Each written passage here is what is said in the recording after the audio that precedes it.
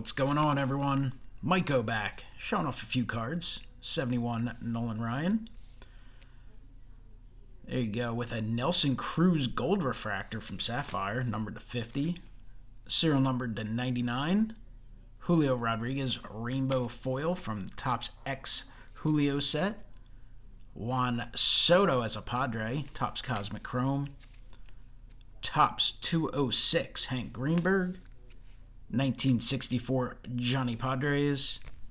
Chris Zordich, Pacific Collection, little bigger card. So some cards for you to look at. But what I'm really here for is the 2024 YouTube Sports Card Collectors Community Hall of Fame, whatever we're calling it now. It's definitely something that has pros and cons. It gets people involved. It gets people moving around in the community and checking out other channels. It gets people to participate.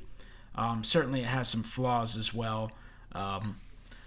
It's been going on for 6+ years, and I think when Baseball Collectors started it, probably didn't necessarily have that expectation that we'd still be doing it years later, more than a half a decade later, but we are. So I will cast my ballot, as I know so many others have. 125 ballots or so far out there. Not a lot of work for me, so probably no excuse to get it out in the very last day, the last hour of the last day, because I just basically release the same ballot every year, and if someone gets in on the ballot, then I replace them. So we got Squeepa 21 in it on the ballot again. Fantastic channel. TTM Autograph, TTM Troy, Maxa Jackson, Dead Guy Cardboard, Rate It Rookie, Amish Dave Archer, Caleb's Cards, TTM Autographs and more, Dystemic, Purple GT 22, and then replacing Brad 8671, who got in last year, will be Baseball Card Collector Investor Dealer. So many people to choose from, and one thing that I do think's odd is when I see people release ballots with 1, 3, 5 votes. There are literally thousands of channels to choose from, so it's hard to narrow it down to 10, and it was even harder to narrow it down to just one, because I got people I'm friends with, I got people who have been around a long time. You've got people who haven't been around as long, but they are crazy popular. I think there's a bunch of factors you can factor in.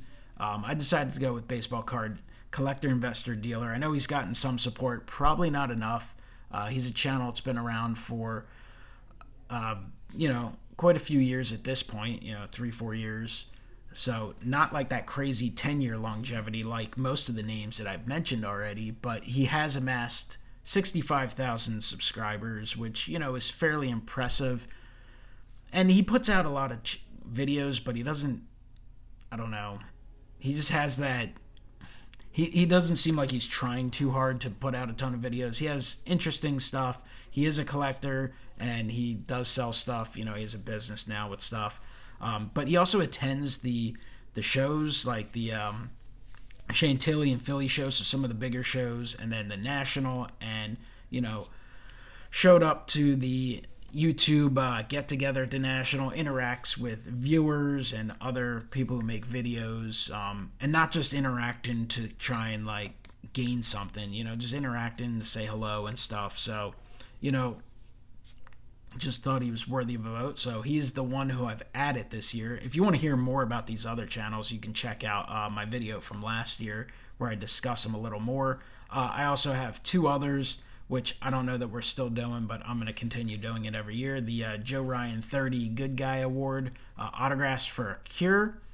Going to nominate him for the 2nd straight year, and the AR Falk 77 Lifetime Achievement Award to Eastern Connecticut Sports Cards, who's been around for 6-7 years. I don't know. I think theoretically he's not eligible because he's only been back for a year and he had deleted his channel. But as far as I'm concerned, he is eligible and should be eligible. I don't think he cast a vote because he wasn't sure if he was eligible. But, it is what it is. But Mike, Eastern Connecticut Sports Cards, huge positive influence on a lot of people for a long time, and it's awesome to have him back. So you should check out his channel. He's back. He's doing mail days. He's doing grading reveals, and he's just enjoying the hobby, which is awesome.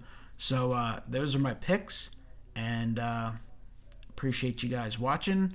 Good luck to everyone involved, and hopefully we have some additional people added this year, and then next year I do think it is way past due to expand the hall. I think next year it's probably pretty imperative that we add a veterans committee of some kind. I don't know if you want to have just certain people put together a group of people to vote for it, but I think there's a lot of people who've had channels for a long, long time that deserve that recognition, because it does seem to be kind of, it just develops every year, kind of people who are connected and who are kind of, what have you done for me lately? Not that they're not deserving, but like I said, there are like thousands of channels to choose from, so it's very difficult.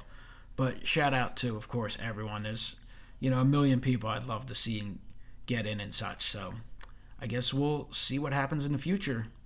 Have a great one.